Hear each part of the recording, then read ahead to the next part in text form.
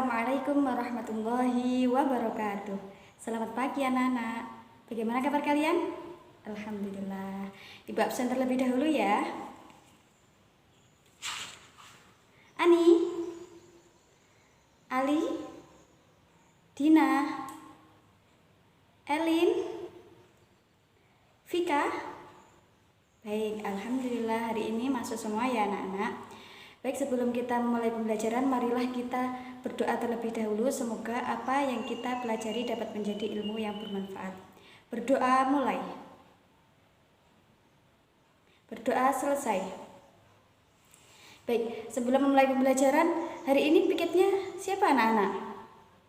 Elin? Ayo, Elin, papan tulisnya dihapus terlebih dahulu ya. Oke anak-anak. Buku materi pembelajaran hari ini silahkan dikeluarkan, dan buku yang tidak berkaitan dengan materi pembelajaran hari ini silahkan dimasukkan ke tas ya anak-anak.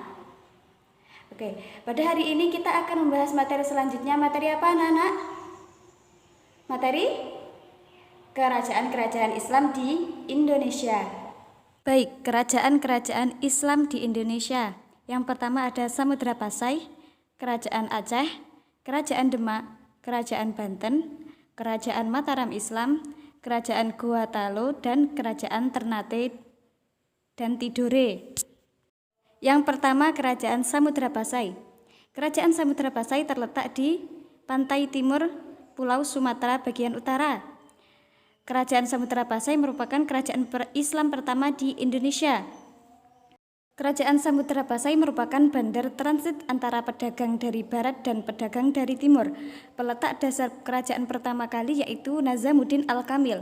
Raja pertamanya yaitu Sultan Malik Al-Soleh. Raja terakhirnya Raja Zainal Abidin. Yang kedua Kerajaan Aceh. Kerajaan Aceh terletak di pantai Sumatera bagian utara dekat dengan jalur pelayaran dan perdagangan internasional. Pendirinya yaitu Sultan Ali Mughayat Shah yang memerintah pada tahun 1514 sampai 1528. Puncak kejayaannya pada masa Sultan Iskandar Muda. Kemundurannya pada masa Sultan Iskandar Tsani. Raja terakhirnya yaitu Putri Si Alam Permaisuri atau Putri dari Iskandar Muda. Nah, penyebab kemundurannya yaitu yang pertama tidak ada raja pengganti yang cakap.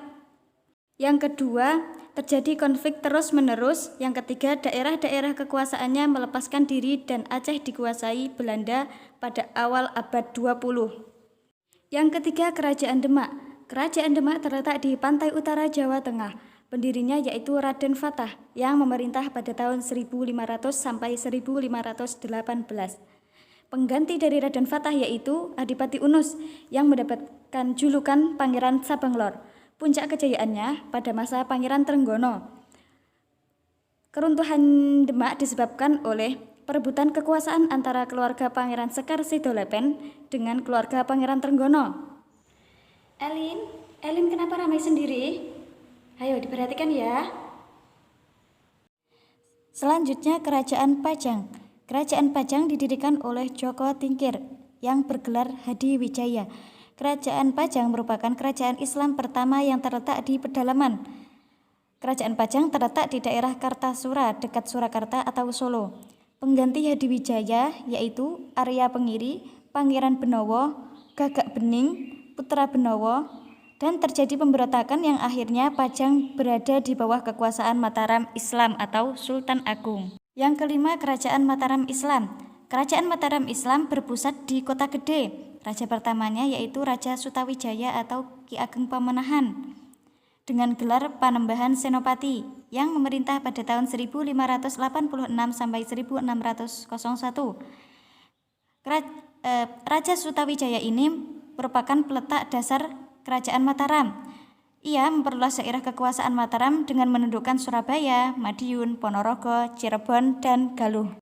Puncak kejayaan Kerajaan Mataram Islam terjadi pada masa Sultan Agung yang memerintah pada tahun 1613 sampai 1645. Pengganti dari Sultan Agung yaitu Amengkurat I, II, III, Pangeran Puger, dan setelah itu terjadi konflik. Pada tahun 1755, VOC membagi Mataram menjadi dua, yaitu Kesultanan Yogyakarta yang diperintah oleh Sultan Hamengkubuwono I dan Kasunanan Surakarta yang diperintah oleh Paku Buwono III. Kerajaan Banten. Peletak dasar dan raja pertama dari Kerajaan Banten yaitu Maulana Hasanuddin yang memerintah pada tahun 1552 sampai 1570. Puncak kejayaannya pada masa Sultan Ageng Tirtayasa. Kejayaannya ditandai dengan berhasilnya memajukan perdagangan Banten. Yang kedua, politik Sultan Ageng terhadap VOC sangat keras. Dan yang ketiga, mampu menjadikan Kerajaan Banten menjadi bandar perdagangan dan pusat penyebaran agama Islam. Vika juga, Vika jangan ramai sendiri ya. Nanti kalau kamu nggak memperhatikan ibu, silahkan menggantikan ibu menjelaskan di depan. Yang selanjutnya Kerajaan Goa dan Talo. Kerajaan Goa Talo terletak di Makassar. Kerajaan Goa Talo merupakan kerajaan maritim. Kerajaan Goa Talo ini merupakan kerajaan penghasil rempah-rempah. Raja pertamanya yaitu Sultan Alauddin dan Karaeng Maktoaya atau Sultan Abdullah. Puncak kejayaannya itu terjadi pada masa pemerintahan Sultan Hasanuddin yang mendapat julukan ayam jantan dari timur. Kerajaan Ternate dan Tidore. Kerajaan Ternate dan Tidore wilayahnya meliputi Kepulauan Maluku dan sebagian Papua. Pada masa Kerajaan Ternate dan Tidore, itu terjadi persaingan antara Portugis atau Ternate dan Spanyol atau Tidore. Portugis mendirikan benteng Sao Paulo yang terjadi konflik dengan Sultan Hairun. Kemudian Sultan Hairun terbunuh pada tahun 1570. Sultan Ba'abullah penggantinya dan berhasil mengusir Portugis pada tahun 1578. Sultan Ba'abullah mendapat julukan Tuan dari 72 pulau. Setelah kedatangan Portugis dan Belanda, beberapa wilayah Maluku menjadi pusat penyebaran agama Katolik dan Kristen. Karya seni bangunan yang terkenal dari Maluku adalah Istana Sultan Ternate dan Masjid Kuno. Baik anak-anak, untuk materi hari ini sudah selesai ya. Ada yang ditanyakan? Ada? Tidak ada? Oke, nanti kalau ada yang ditanyakan silahkan ditanyakan pada minggu depan ya.